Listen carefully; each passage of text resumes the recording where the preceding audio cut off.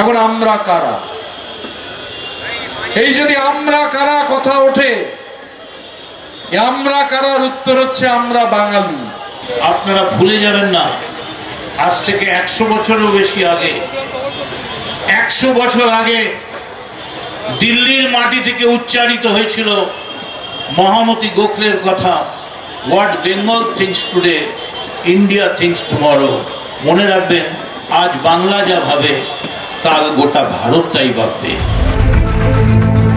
বাঙালি অস্মিতায় আঘাত, ভিন রাজ্যে পরিযায়ী শ্রমিকদের উপর অত্যাচারের অভিযোগে সরব মুখ্যমন্ত্রী মমতা বন্দ্যোপাধ্যায়। প্রতিবাদে ভাষা আন্দোলনের ডাক তৃণমূল সুপ্রিমোর। সেনা হস্তক্ষেপের পর আরও বাড়ল আন্দোলনের ঝাঁজ।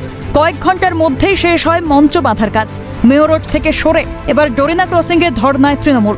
উপস্থিত ছিলেন আইএনটিটিইউসির সভাপতি ঋতব্রত বন্দ্যোপাধ্যায়, তৃণমূলের রাজ্য সহ সভাপতি জয়প্রকাশ মজুমদার, কামারহাটির তৃণমূল বিধায়ক মদন মিত্র সহ একাধিক নেতৃত্ব। কেন্দ্রের বিজেপি সরকারকে নিশানা করে আন্দোলন আরও জোরালো হবে বলে জানিয়েছেন তৃণমূলের রাজ্য সহ সভাপতি জয়প্রকাশ মজুমদার। ইংরেজরা বাংলাকে দখল করতে পারেনি, বাংলাকে দমন করতে পারেনি, আর আজকে এই মোদী সরকার করবে, সে সেনাবাহিনী নামাচ্ছে, এইসব ভাবে সম্ভব নয়। আরো বেশি জোরালো হবে। সোমবার মেয়র রোডে তৃণমূলের প্রতিবাদ মঞ্চ খুলে দেয় সেনাবাহিনী। এরপরই মুখ্যমন্ত্রী জানিয়ে দেন, গান্ধী মূর্তির পাদদেশ থেকে স্থানান্তরিত করা হবে ভাষা আন্দোলনের মঞ্চ।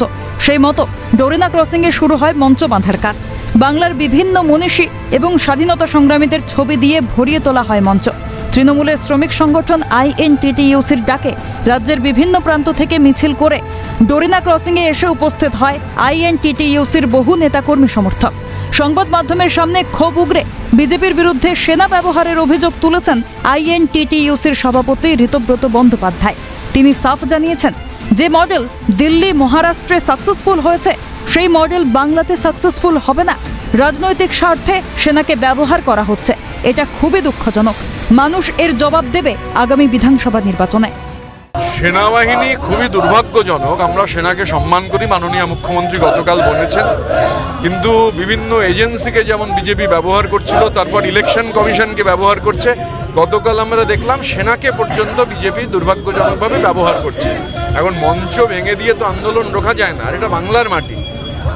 আপনার যে মডেল মহারাষ্ট্রে সাকসেসফুল হয়েছে, যে মডেল দিল্লিতে সাকসেসফুল হয়েছে, বাংলায় সেই মডেল সাকসেসফুল হবে না, 30-এর নিচে নেমে যাবেন।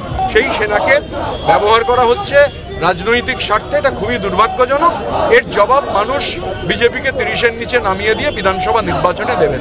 তৃণমূল কংগ্রেসের কর্মী সমর্থকেরা এক একটি সংগঠন এক একদিন এই আন্দোলন মঞ্চে ধর্ণা দেবেন এবং তারা বলছেন বাঙালি অস্মিতার রক্ষার জন্য এই আন্দোলন, এবং তারা বলছেন তাদের আন্দোলন আরো জোরালো হবে, আরো তীব্রতর হবে। ক্যামেরায় পুষ্পা দেবনাথ, জাকির সিং ও সঞ্জীব চক্রবর্তীর সঙ্গে রেশমি দাস, খালিদ জামাল ও মফিজুল ইসলামের রিপোর্ট, ক্যালকাটা নিউজ।